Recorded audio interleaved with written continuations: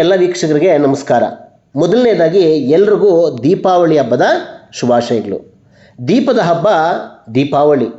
ಜ್ಞಾನದ ಬೆಳಕು ಮೂಡಿ ಕಗ್ಗತ್ತಲ ಅಜ್ಞಾನ ತೊಳೆಯುವುದು ಈ ದೀಪದ ಬೆಳಕಿನ ಹಬ್ಬದ ವಿಶೇಷ. ಅದರಲ್ಲೂ ಮುಖ್ಯವಾಗಿ ಬೆಂಗಳೂರು ಗ್ರಾಮಾಂತರ ಜಿಲ್ಲೆ ದೇವನಹಳ್ಳಿಯ ಬೂದಿಗೆರೆಯಲ್ಲಿ ಕಾಲಭೈರವ ಮಂದಿರದಲ್ಲಿ ಅಮಾವಾಸ್ಯೆ ಪೂಜೆ ವಿಶೇಷವಾಗಿ ನಡೆದಿದೆ.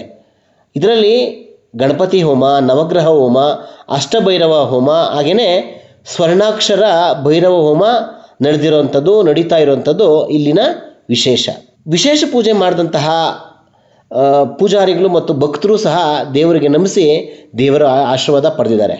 ಹಾಗೆಯೇ ಇದೇ ವೇಳೆ ಮಾತನಾಡಿದಂತಹ ಭಕ್ತರು ಮತ್ತು ಪೂಜಾರಿಗಳು ಈಶ್ವರ ಎಲ್ಲರ ಜ್ಞಾನದ ಬೆಳಕನ್ನು ಮತ್ತಷ್ಟು ಹೆಚ್ಚಿಸಲಿ, ಹಾಗೆಯೇ ಕಗ್ಗತ್ತಲಲ್ಲಿ ಇರ್ತಕ್ಕಂಥ ಅಜ್ಞಾನ ಕಳೆದು ಜ್ಞಾನದ ಬೆಳಕು ಎಲ್ಲರಲ್ಲೂ ಮೂಡಲಿ ಎಂದು ಆಶೀರ್ವಾದ ನೀಡಿದ್ದಾರೆ. ಬನ್ನಿ, ಈ ಬಗ್ಗೆ ಒಂದು ಸುದ್ದಿ ಇದೆ, ನೋಡೋಣ. ಕಾಲಾಯ ವಿದ್ಮಹೇ ಕಾಲಾತೀತಾಯ ಧೀಮಹಿ ತನ್ನೋ ಕಾಲ ಭೈರವ ಪ್ರಚೋದಯಾತ್. ಸರ್ವಮಂಗಳ ಮಾಂಗಲ್ಯೆ ಶಿವೆ ಸರ್ವಾರ್ಥ ಸಾಧಿಕೆ ಶರಣ್ಯೇ ತ್ರ್ಯಂಬಕೆ ಶ್ರೀ ರೇಣುಕಾ ನಮೋಸ್ತುತೆ. ಸರ್ವಜನಕ್ಕೂ ದೀಪಾವಳಿ ಹಬ್ಬದ ಆರ್ಥಿಕ ಶುಭಾಶಯಗಳನ್ನು ತಿಳಿಸುತ್ತಾ, ಈ ಒಂದು ಏನು ಅಮಾವಾಸ್ಯೆ ಇವತ್ತು ಧನಲಕ್ಷ್ಮಿ ಪೂಜೆ ಅಂತ ವಿಶೇಷ ಇದೆ. ಆ ಲಕ್ಷ್ಮಿಯು ಎಲ್ಲರಿಗೂ ಆಯುರಾರೋಗ್ಯ ಐಶ್ವರ್ಯಗಳನ್ನು ಮತ್ತು ಒಳ್ಳೆಯ ಬುದ್ಧಿಯನ್ನು ಸದ್ಬುದ್ಧಿಯನ್ನು ಕೊಡಲಿ ಅಂತ ಪ್ರಾರ್ಥನೆ ಮಾಡುತ್ತಾ, ಈ ದೀಪಾವಳಿ ವಿಶೇಷವೇ ಆಗಿದೆ.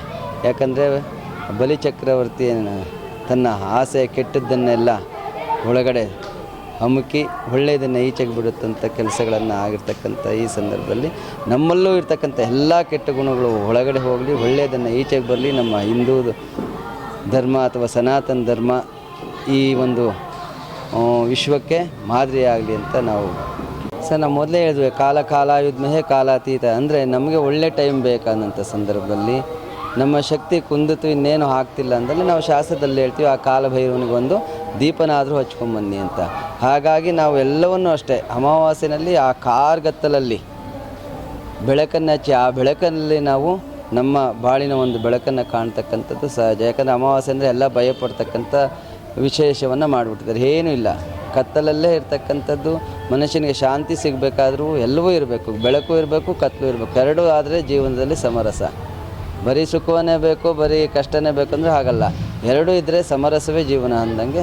ಅಮಾವಾಸ್ಯೆ ದಿವಸ ಏನಂದರೆ ಒಂದು ನಮ್ಮ ಈ ಪ್ರಕೃತಿನಲ್ಲಿ ವೈಪರೀತ್ಯಗಳಾಗ್ತವೆ, ಅಂಥದಕ್ಕೆಲ್ಲವೂ ಅಧಿಪತಿಯಾಗಿ ಶಿವ ಕೂತು ಅದನ್ನು ಬರ್ತಕ್ಕಂಥ ಏನು ಕೆಲವೊಂದು ಅಪಮೃತ್ಯುಗಳನ್ನು ಕಾಲಭೈರವನ ಹತ್ರಕ್ಕೆ ಹೋಗೋದೇ ಆರೋಗ್ಯ ಕೆಟ್ಟಾಗ ಅಥವಾ ನಮ್ಮದೇನೂ ಕೆಲಸನೇ ಆಗ್ತಾಯಿಲ್ಲ ಅಂದಾಗ ಕಾಲಭೈರವನ ಹತ್ರ ಹೋಗ್ತಂಥ ಸಂದರ್ಭ ಇದೆ.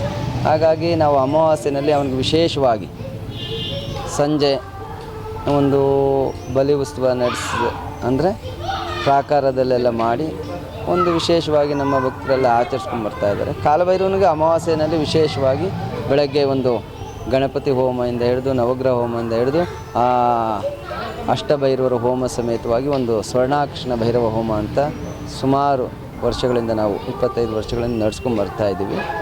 ಹಾಗಾಗಿ ಅಮಾವಾಸ್ಯೆಯಲ್ಲಿ ಅದಕ್ಕೆ ಒಂದು ವಿಶೇಷವಾದ ದಿನ ಅಂತ ನಾವು ಹೇಳ್ಬೋದು. ಇಲ್ಲ, ನಾವು ಸುಮಾರು ಒಂದು 18-20 ವರ್ಷದಿಂದ ಬರ್ತಾಯಿದ್ದೀವಿ ಇಲ್ಲಿಗೆ. ನಾವು ಬೂದಿಗೆರೆನೇ ನಮ್ಮ ಸ್ವಂತ ಸ್ಥಳ. ಇಲ್ಲೇ ನಾವು ಗಿಡಿಗಳಿಗೆಲ್ಲ ಪ್ರತಿ ಅಮಾವಾಸ್ಯೆ ದಿವಸ ವರ್ಷಕ್ಕೊಂದು ಸಾರಿ ಇಲ್ಲೇ ದೀಪಾವಳಿ ದಿವಸನೇ ಪೂಜೆ ಮಾಡೋದು. ಅದೇ ನಮಗಿಲ್ಲಿ ಬಂದಾಗ ನೆಮ್ಮದಿ ಶಾಂತಿ ಸಿಗ್ತದೆ. ಅದರಿಂದ ಪ್ರತಿಯೊಂದರಲ್ಲಿ ನಮ್ಗೆ ಅನುಕೂಲ ಕಾಣಿಸ್ತಾ ಇದೆ. ಹಾಗಾಗಿ ಇಲ್ಲಿ ನಾವು ಬಂದು ವರ್ಷ ಇಲ್ಲೇ ಪೂಜೆ ಮಾಡಿಸ್ತೀವಿ. ಆಮೇಲೆ ಪ್ರತಿ ಈ ದೀಪಾವಳಿಗೆ ಇಲ್ಲಿ ಅಮಾವಾಸ್ಯೆ ಪೂಜೆನೂ ನಾವೇ ಮಾಡಿಸ್ತೀವಿ. ಹಾಗಾಗಿ ನಮಗೆ ಒಳ್ಳೆಯದಾಗಿದೆ. ಆವತ್ತಿಂದ ನಾವು ಇಲ್ಲಿ ಬರ್ತಾ ಇರ್ತೀವಿ. ಸೊ ನಿಮ್ಮ ಕುಟುಂಬಕ್ಕೆ ಖುಷಿಯಾಗಿದೆ? ಹೌದು, ನಮ್ಮ ಕುಟುಂಬಕ್ಕೆಲ್ಲ ಖುಷಿಯಾಗಿದೆ. ಎಲ್ಲರೂ ಬಂದು ಇಲ್ಲಿ ಸೇವೆನೂ ಮಾಡ್ತೀವಿ, ಹಾಗೂ ಇಲ್ಲಿ ಅನುಕೂಲನೂ ಇಲ್ಲಿ ಪಡ್ಕೊಂಡಿದ್ದೀವಿ. ನಾವು ಅನುಕೂಲನೂ ಆಗಿದೆ. ನಮ್ಮ ಹೆಸರು ಶ್ರೀನಿವಾಸ. ಮೊದಲಿಗೆ ದೀಪಾವಳಿ ಹಬ್ಬದ ಶುಭಾಶಯಗಳು ಎಲ್ಲರಿಗೂ ಕೂಡ, ನಿಮ್ಮ ವೀಕ್ಷಕರಿಗೆ. ಮತ್ತು ನಾನು ಈ ಕಾಲಭೈರವೇಶ್ವರ ದೇವಸ್ಥಾನ, ಬೂದಿಗೆರೆ ಕಾಲಭೈರವೇಶ್ವರ ದೇವಸ್ಥಾನ ಏನಿದೆ, ನನಗೆ ಇಷ್ಟ ದೈವಗಳಲ್ಲಿ ಒಂದಿದು. ಮತ್ತು ನಾನು ಇದಕ್ಕೆ ಮುಂಚೆ 4 ವರ್ಷ ಆಯಿತು ಇಲ್ಲಿ ಬರೋಕ್ಕೆ ಸ್ಟಾರ್ಟ್ ಮಾಡಿ. ಅದಕ್ಕೆ ಮುಂಚೆ ನಾನು ಆ್ಯಕ್ಚುಲಿ ನಾಸ್ತಿಕನಾಗಿದ್ದೆ. ನಾನು ಇಲ್ಲಿ ಬಂದ ಮೇಲೇ ಆಸ್ತಿಕನಾಗಿರೋದು. ಮತ್ತು ಏನಕ್ಕೆ ಆಸ್ತಿಕ ಆದೆ ಅಂದರೆ, ಈ ದೇವಸ್ಥಾನದಲ್ಲಿ ಪ್ರಧಾನ ಅರ್ಚಕರೇನಿದ್ದಾರೆ ಅವರ ಸಮಾನತೆ, ಎಲ್ಲರೂ ಯಾರೇ ಬರಲಿ ಮೇಲು ಕೀಳು ಏನೂ ನೋಡದೆ ಸಮಾನತೆಯ ರೀತಿಯಲ್ಲಿ ತಗೊಂಡು ಹೋಗ್ತಾ ಇದ್ದಾರೆ. ಆದ್ದರಿಂದ ನಾನು ನನಗೂ ಮನಸ್ಸು ಪರಿವರ್ತನೆ ಆಗಿ ಇಲ್ಲಿ ಬಂದು ಆಸ್ತಿಕನಾಗಿದ್ದೀನಿ. ಮತ್ತು ನಾನು ಈ ದೈವನ ನಂಬಿರೋದ್ರಿಂದ ನನಗೆ ತುಂಬ ಸಮಾಜದಲ್ಲಿ ಕೂಡ ಒಳ್ಳೆಯ ಹೆಸರು ಬರೋ ರೀತಿಯಾಗಲಿ, ನನ್ನ ಕೆಲಸ ಕಾರ್ಯಗಳಲ್ಲಿ, ಕುಟುಂಬದಲ್ಲಿ ಎಲ್ಲರೂ ಒಳ್ಳೆಯ ರೀತಿಯಾಗಿ ನನಗೆ ಸಹಕಾರ ಮಾಡಿದೆ ಆ ದೇವರು.